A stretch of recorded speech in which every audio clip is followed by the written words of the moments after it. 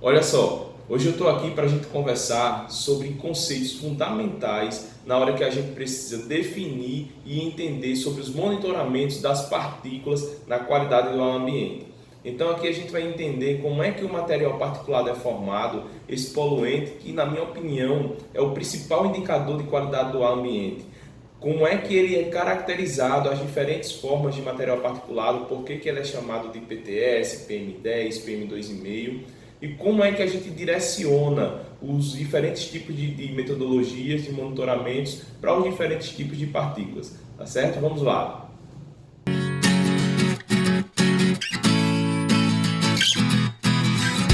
Então, assim, a primeira coisa que a gente precisa entender é o que é o material particulado, né? O que são as partículas que são definidas e postas como padrões ambientais na legislação com tanta força. Então, as partículas, elas são corpos sólidos ou líquidos em suspensão na atmosfera.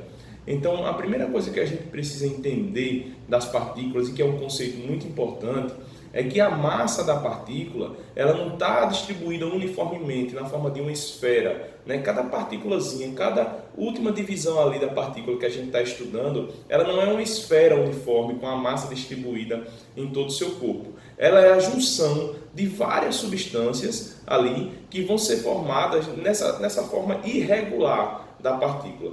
E essa forma irregular da partícula dificulta a gente a definir o diâmetro da partícula, né? Porque você imagina, tem uma partícula que tem uma forma, a outra partícula já não tem a mesma forma, então é difícil de você mensurar e criar metodologias para diferentes tipos de partículas partindo do pressuposto dos diâmetros. Mas as legislações, elas falam o seguinte, que a gente precisa dividir as partículas por diâmetro, só que aí ela fala de diâmetro aerodinâmico. E aí vem o primeiro conceito muito importante para a gente entender como funcionam as metodologias de coleta de partículas.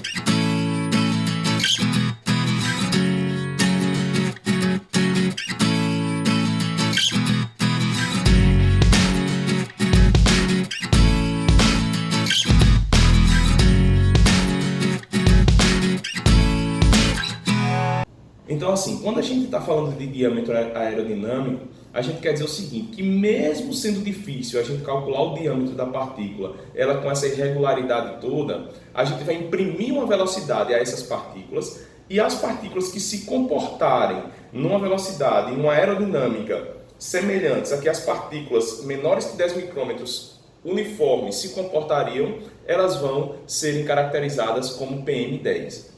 Ou também, fazendo analogia direta, com o PM2,5. Então, assim, entendido esse conceito de aerodinâmica, agora a gente vai entender como é que a gente separa isso na metodologia. Então, as diferentes metodologias que a gente utiliza para a coleta de partículas na qualidade do ambiente, elas são em função das diferentes faixas de velocidade que a gente imprime para coletar essas partículas. Então, os equipamentos, eles são, na sua maioria das vezes, praticamente uniformes, eles são equipamentos parecidos que vão coletar grandes volumes do ambiente, mas existe uma diferença crucial que é na entrada das partículas antes de chegar no filtro. Então, antes de chegar no filtro, para as partículas PM10 e PM2,5, a gente tem um separador inercial de partículas. Que aí esse separador, a dinâmica dele, a construção dele vai fazer com que a gente crie uma trajetória, crie uma velocidade para que as partículas de interesse daquela faixa, elas sejam coletadas naquele equipamento. Então, por exemplo, a diferença da coleta das partículas totais de suspensão, que são todas as partículas que eu estou coletando ali, que está em suspensão, para o PM10, no PM10 eu só quero só aquelas que são menores de 10 micrômetros, aquelas partículas menorzinhas, eu tenho uma diferença crucial no equipamento que é o separador inercial de partículas, que é essa cabeça, que é chamada até de cabeça do PM10. Essa cabeça ela é construída justamente para fazer isso, para que a partícula ela percorra uma trajetória diferente, passe por uma velocidade diferente, por uma aerodinâmica diferente e só vá para o filtro aquelas partículas que forem menores que 10 micrômetros.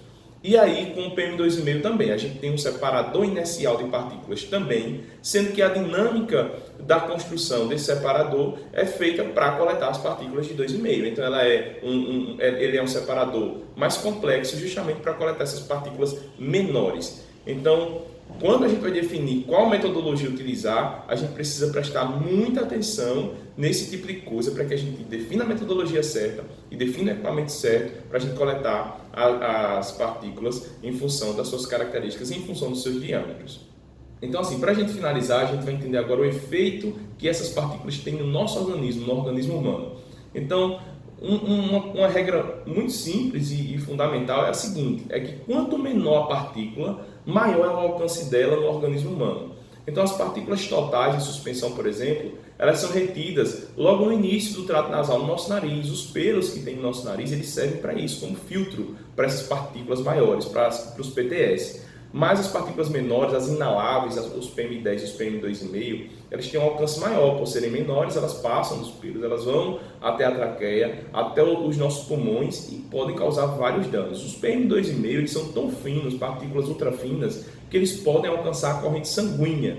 E aí os efeitos são inúmeros, são efeitos muito maléficos à nossa saúde. Porque, como a gente viu, as partículas elas são compostas de outras substâncias. Você imagine um PM2,5 com a presença de um metal pesado, né? Com a presença de um composto muito oxidante, pode trazer, inclusive, doenças graves para o nosso organismo, doenças cardiovasculares graves. Então, é por isso que o CONAMA 491, agora de 2018, ele seguiu a orientação da OMS e trouxe para o Brasil o padrão do PM2,5, um padrão da partícula mais fina, e é ela realmente que deve ser levada em consideração como um maior fator de risco, como uma partícula que pode causar maior dano na hora que a gente vai monitorar, na hora que a gente vai avaliar. Então, assim, duas dicas muito importantes na hora que a gente vai definir quais são as metodologias e o que é que a gente vai fazer em relação às partículas nos nossos monitoramentos de qualidade do ambiente é a seguinte. A primeira coisa é que o CONAMA 491 de 2018, ele trouxe a definição e trouxe como padrão de qualidade do ar essas três faixas de partículas, a partícula total em suspensão, o PM10 e o PM2,5. Então, a gente tem que monitorar essas três partículas para fazer a avaliação de qualidade do ambiente. E a segunda coisa é que a metodologia que a gente precisa utilizar para as partículas mais finas, para as partículas inaláveis, elas devem considerar os separadores inerciais de partículas, porque aí é que a gente vai estar fazendo a coleta certa do poluente na sua faixa de diâmetro certo. Então, visto que a gente tem que fazer as três partículas e visto que a gente tem que usar essas metodologias de separação inercial para as ultrafinas e para as partículas inaláveis, a gente não vai errar mais na hora que a gente vai fazer o monitoramento, na hora que a gente vai avaliar esses resultados. Então, eu espero ter contribuído com você com esse conteúdo para que você consiga definir bem quais são os monitoramentos ambientais de partículas que você vai fazer agora em função do padrão legal que a gente tem vigente aqui no Brasil e que a partir de agora a gente não tenha mais retrabalho, não tenha mais erros, não tenha mais equívocos na hora de fazer os monitoramentos das partículas. Valeu? Obrigado e até a próxima!